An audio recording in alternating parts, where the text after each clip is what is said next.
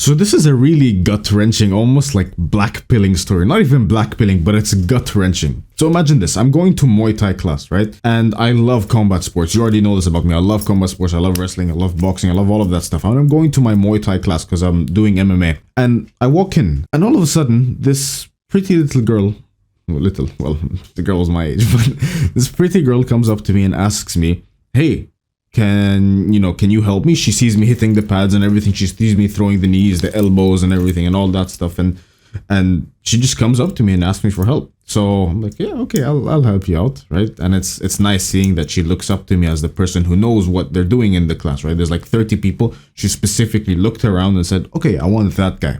So she came up to me and she started asking, okay, well, how do you do this? What's the difference? Because I did this sport. What's the difference between this Muay Thai job and then in box? She just starts asking me questions.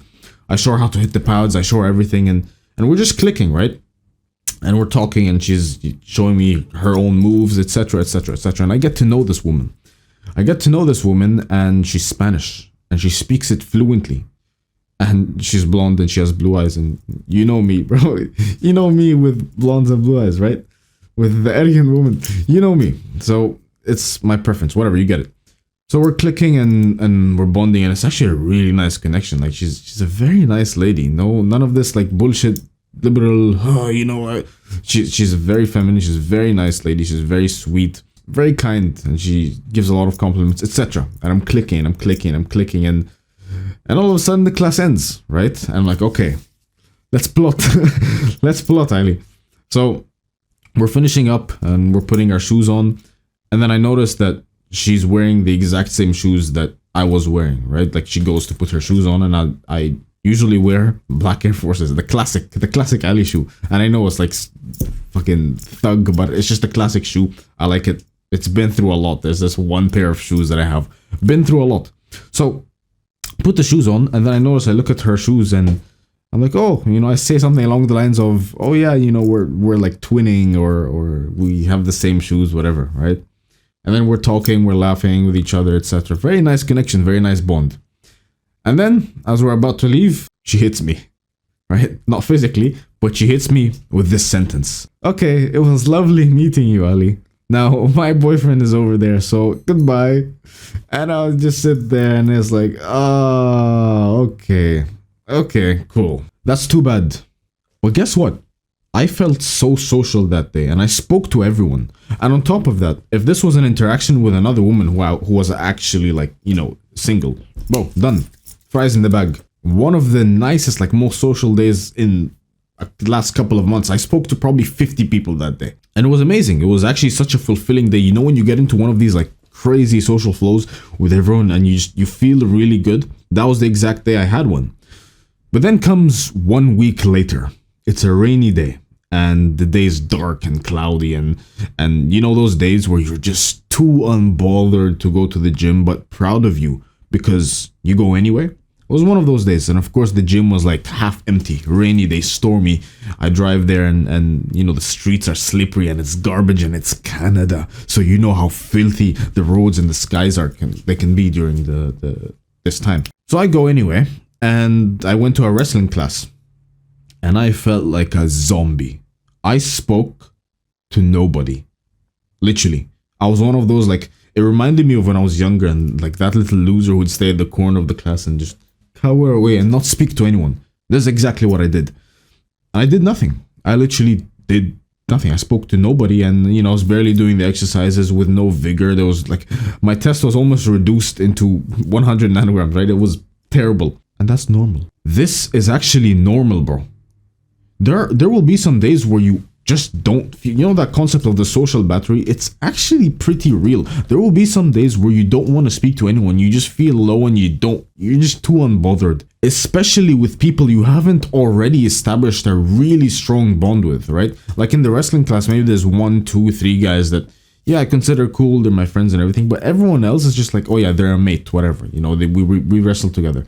But there's no one there that, I especially since I'm new to the gym and everything, there's no one there that was super, like I would consider best friend status, whatever. And I just felt alone.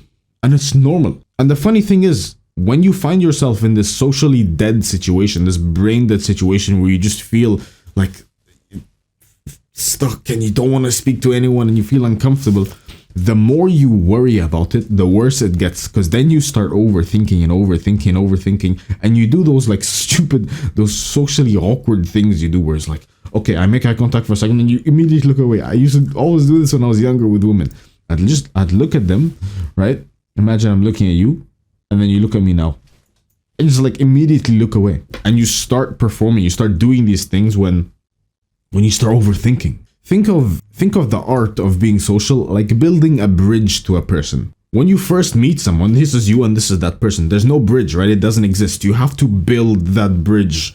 And to build that bridge, you need a lot of resources. You need energy, because a bridge isn't even constructed, right? You have a plan to build that bridge, but it's not constructed. This is why it feels harder to connect with someone you have no idea, like you've never met them. You need to build the bridge. You need to build the common ground. You need to come into agreements. Oh, I like this. You you like this too. You're basically building a bridge over here. But over time, once you connect with this person, the bridge is already built, right?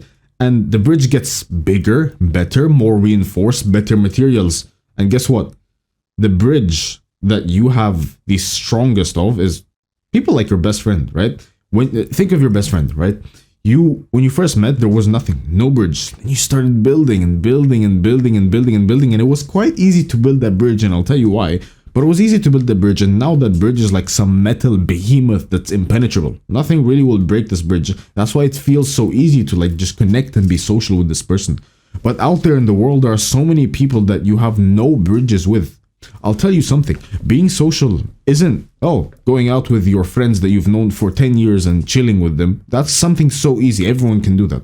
Because you already have the bridges, right? Being social is finding people you don't have bridges with and building the bridges and being able to connect with them through that. It's being able to begin to build that bridge as quickly and as efficiently as possible with pretty much randos. And for that, you're gonna need energy and resources. And that one day where I didn't really feel like, doing anything, that might have been a day where I didn't really have the energy or resources, or not even resources, right? I just didn't really want to bother building a bridge.